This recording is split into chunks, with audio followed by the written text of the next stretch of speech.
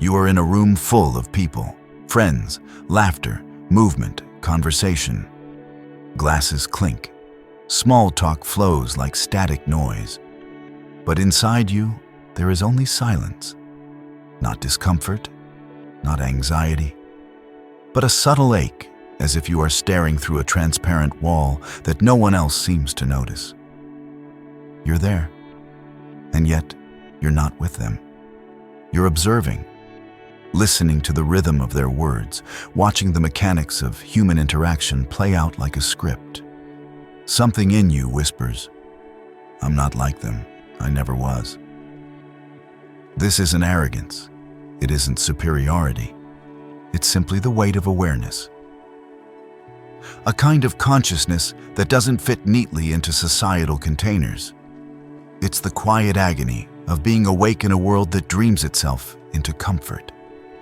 And in that invisible dissonance, a question rises. What's wrong with me?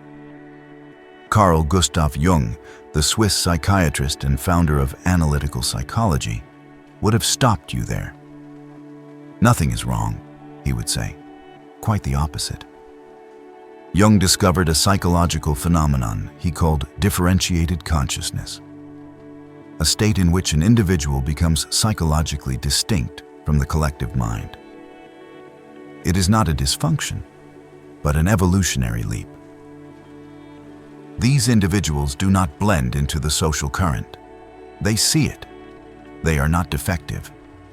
They are developmental outliers, not anomalies, but necessary ones. The individual, Jung wrote, has always had to struggle not to be overwhelmed by the tribe.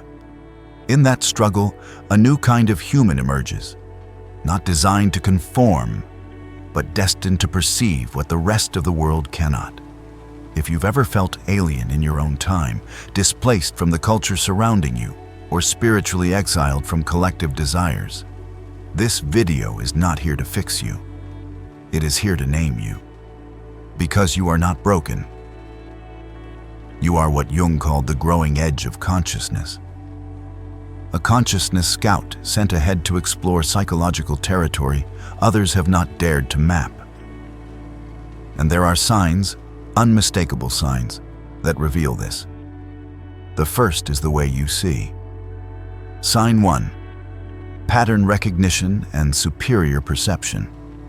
You don't just look, you see. Where others see chaos, you discern structure. Where most move through the world reacting to its surfaces, you notice the subtle contradictions between word and gesture, energy and tone. You sense dissonance where others perceive harmony. You read subtext as fluently as text. And yet, when you voice what you observe, people say you're overanalyzing, making it up, or worse, that you're imagining things. But Jung did not see this as imagination. He called it superior perception, a refined capacity of differentiated individuals to detect patterns, symbols, and psychological tensions that lie beneath consensus reality. Jung wrote, "Your vision will become clear only when you can look into your own heart. Who looks outside dreams, who looks inside awakens." This inner clarity awakens you to a deeper layer of reality, one that operates outside of conventional narratives. You may have noticed how institutions sustain dysfunction by design, how belief systems masquerade as truth to preserve unconscious comfort, how social performances often contradict the inner states of the people playing them. And when you speak this truth aloud, you become what I call the uncomfortable mirror. Not because you're confrontational, but because your clarity threatens the illusion others depend upon. Jung once said, "Everything that irritates us about others can lead us to an understanding of ourselves." When you reflect an unconscious pattern that someone isn't ready to face, they may reject you. Not for being wrong, but for being clear. This perception isn't a choice. It is the burden and the gift of differentiated consciousness. You are not content to dwell in surfaces. You live in the symbolic, the patterned, the invisible order beneath appearances. You don't just see the world, you see through it. And that kind of sight, Jung believed, marks the beginning of individuation, the lifelong process of becoming psychologically whole. It's not easy, but it is real. And in a world built on illusion, seeing reality, truly seeing it, is the rarest act of courage there is. Sign 2. Solitude as restoration. You've likely been told you're too quiet, that you need to get out more, socialize, open up, or join the real world. But you know that the most real you've ever felt is when you are alone, not isolated in despair, but deeply and vividly present with your own thoughts, your inner landscape, your unfiltered truth. To the average person, solitude is a problem. To you, it's a sanctuary. Carl Jung called this the state of psychological introversion, not to be confused with shyness or social awkwardness. For the psychologically differentiated individual, solitude is not simply the absence of others, it is the fountain of healing. Jung wrote, "Solitude is for me a fountain of healing, which makes my life worth living." These are not the words of a misanthrope. They are the words of a man who knew that the outer world, with its collective demands, distractions, and projections, often contaminates the clarity of the psyche. This is what Jung referred to as psychic contamination, the unconscious absorption of emotional and psychological material from others. When you spend too long in the noise of collective life, you begin to lose the signal of your own voice. The boundaries blur. You begin to carry anxieties that aren't yours, desires that aren't authentic, personas that aren't integrated. For you, solitude is not just rest, it is restoration. It is where you return to your center, where you reconnect to what Jung called the transcendent function, the inner psychic process that harmonizes the conscious and unconscious, the ego and the self. In solitude, this function activates. Insights arise, integration occurs, but the world rarely validates this need. Instead, it pathologizes solitude, as though wholeness must always be performed publicly to be considered real. You've likely been misunderstood, labeled as distant, withdrawn, even depressed. But Jung would remind you, your inner world is not a retreat. It is a realm. In a society addicted to external stimulation, your capacity to find energy in stillness is not a weakness. It is a sign that your consciousness is individuating, that you're not addicted to distraction because you're committed to depth. And in a noisy world, silence, true, soul-filling silence, is not emptiness. It is presence. Sign 3. Authority resistance. You may have noticed it early, in school, at home, at work. The visceral unease that arises not simply from being told what to do, but from who is telling you and how. Rules that make no sense. Leadership without integrity. Power that postures but does not serve. It doesn't just bother you. It grates against something deep inside you, something ancient and incorruptible. Carl Jung understood this instinct. He called it the emergence of the archetype of the wise ruler, an innate psychological template within the differentiated individual that recognizes the proper function of power, not to control, but to protect and uplift. When you encounter power used manipulatively, titles without wisdom, status without substance, domination disguised as leadership, your psyche rejects it, not intellectually, viscerally. Jung called this reaction a necessary component in the struggle for individuation, because to become yourself, you must first learn what you refuse to become. He wrote, "Where love rules, there is no will to power, and where power predominates, love is lacking." You've likely experienced this tension in classrooms where compliance was valued over creativity, in workplaces where obedience was rewarded more than insight, in systems where silence was mistaken for respect. But your resistance was never about rebellion for its own sake. It was not the tantrum of ego. It was the conscience of your psyche refusing to yield to counterfeit authority. The world may have labeled it insubordination, but Jung would have called it discernment. This resistance is not a liability, it is a compass. It shows you what kind of leader not to follow, and more importantly, what kind of inner authority you are being called to develop. Because the wise ruler does not only govern others, he governs himself. In a world filled with institutional facades and performative hierarchies, your sensitivity to authentic versus illegitimate power is a form of psychic intelligence. It prevents you from surrendering your agency to hollow commands. It protects your autonomy, even when it costs you social acceptance. And while it may mean you struggle in traditional systems, it also means this: you were never meant to serve shallow power. You were born to embody deep wisdom. Sign 4. Achievement dysphoria and success paradox. You did what they told you would bring fulfillment. You worked harder, climbed faster, achieved more. You crossed finish lines, yet felt no arrival. You checked every box, yet the sense of emptiness only deepened. This is the success paradox. And for the outsider's psyche, it is not rare, it is inevitable.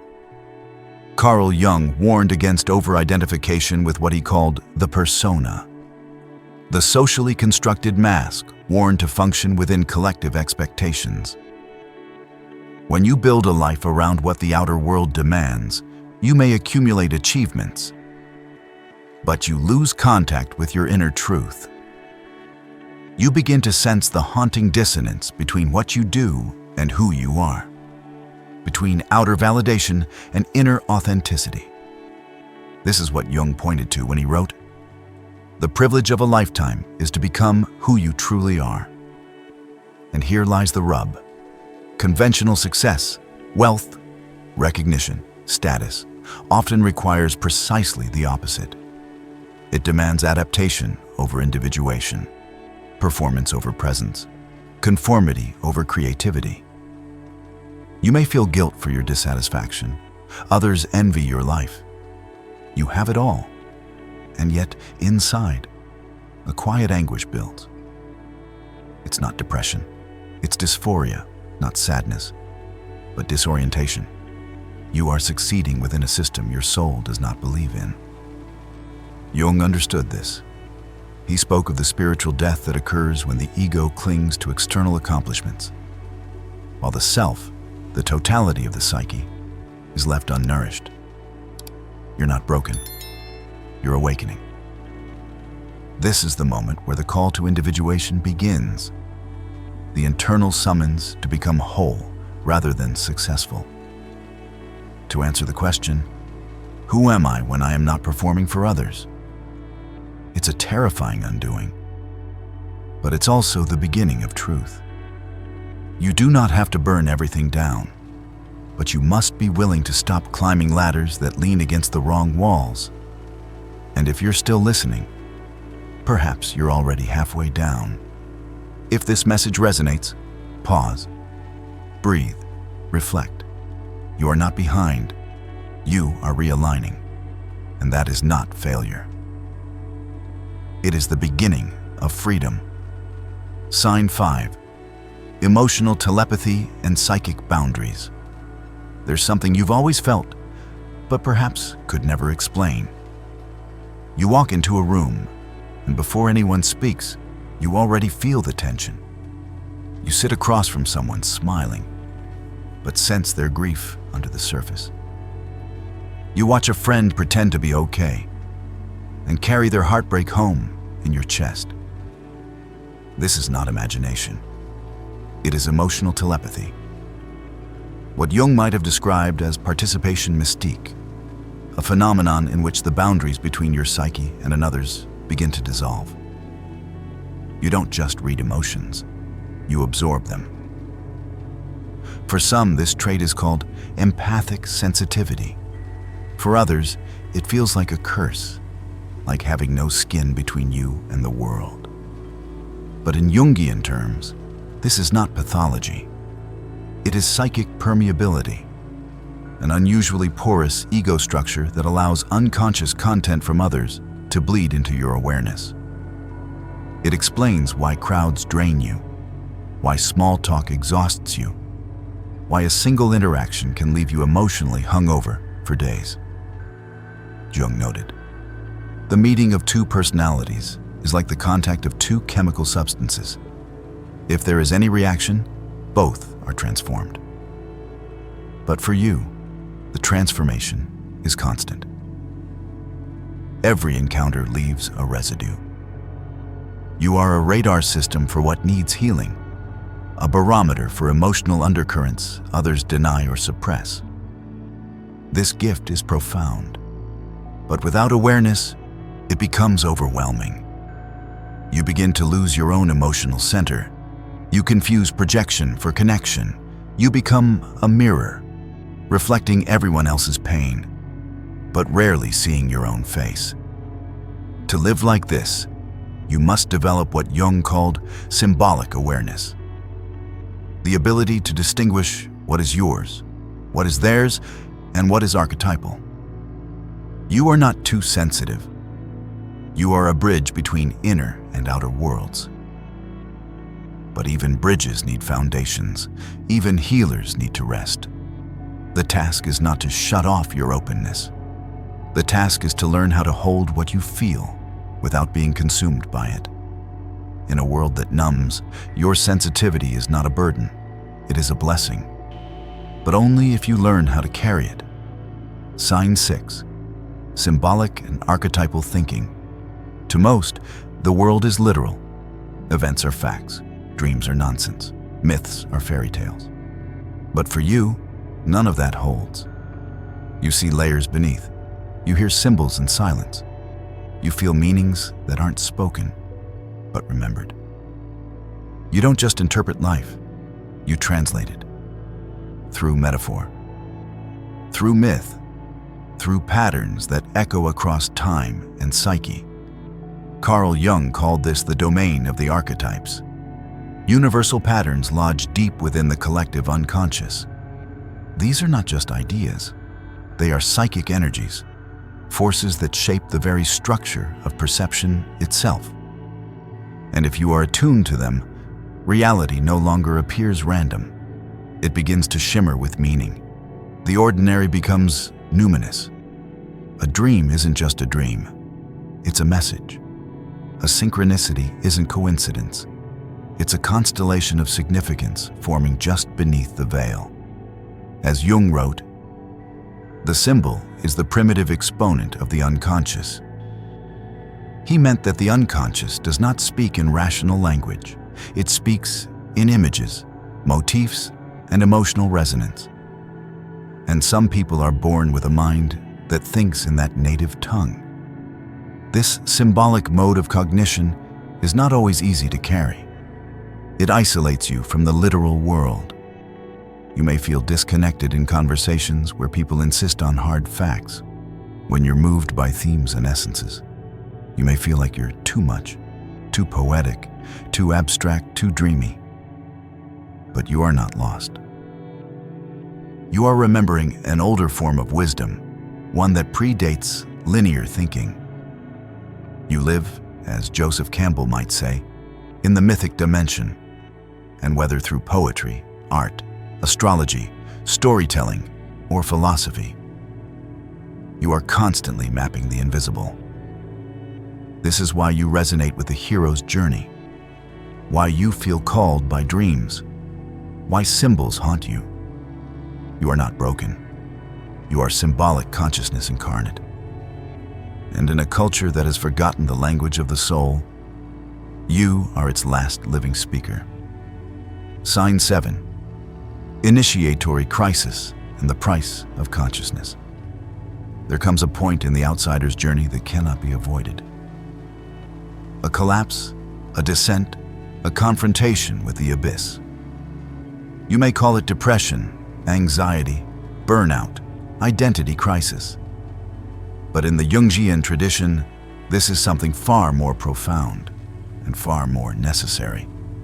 It is the initiatory crisis, the breaking open of your old ego in order for something deeper to emerge. Jung never romanticized this process. He saw it as violent, disorienting, and sacred. He wrote, "One does not become enlightened by imagining figures of light, but by making the darkness conscious." This is not a phase. It is a threshold. The shadow has emerged, and it demands integration. Everything you've disowned in yourself, the fear, the rage, the guilt, the grief, comes knocking. And to refuse this encounter is to stay frozen in half-consciousness. But to face it, that is the birth of the true self, and it is costly. You may lose people, roles, identities you worked your whole life to construct. You may wander in what Jung called the night sea journey, the liminal space between who you were and who you are becoming. It is here where you feel most alone, most afraid, most misunderstood. But it is also here where transformation becomes possible. This suffering is not punishment. It is initiation. As one insight from the sources beautifully puts it, your suffering was not meaningless. It was initiation. You are not descending into darkness. You are being pulled into depth.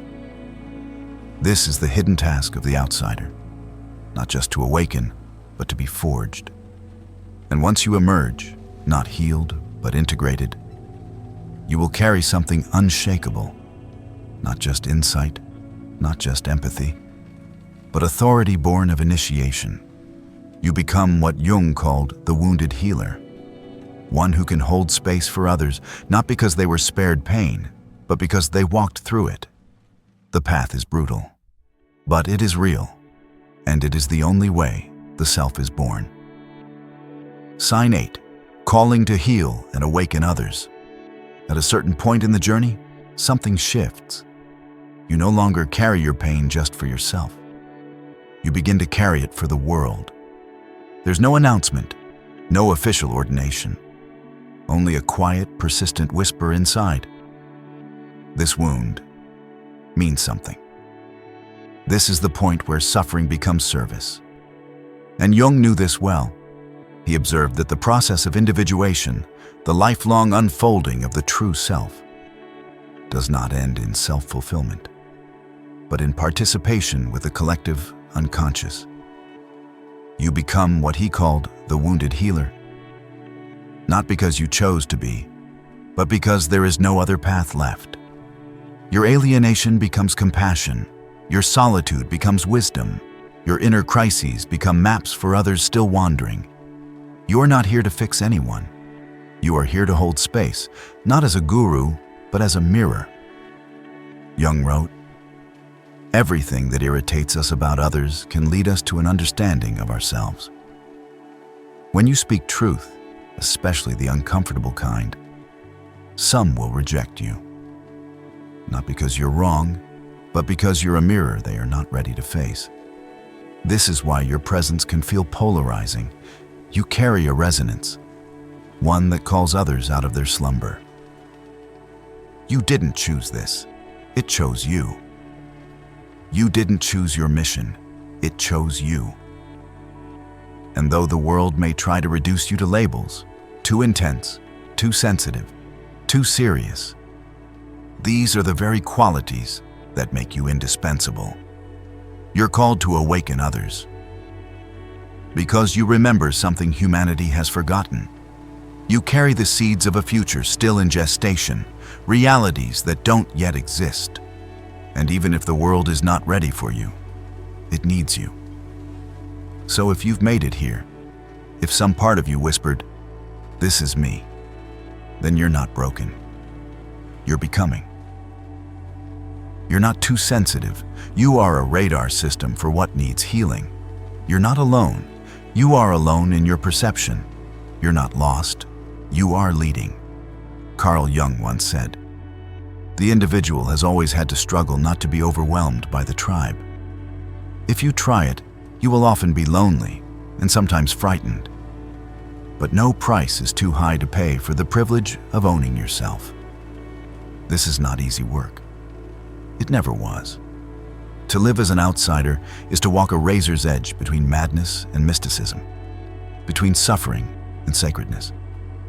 But through this path, through its storms and silences, you do something extraordinary. You refuse to abandon your essence. That refusal is an act of rebellion, of integrity, of cosmic necessity. The truth is, you were never meant to fit in. You were meant to remember.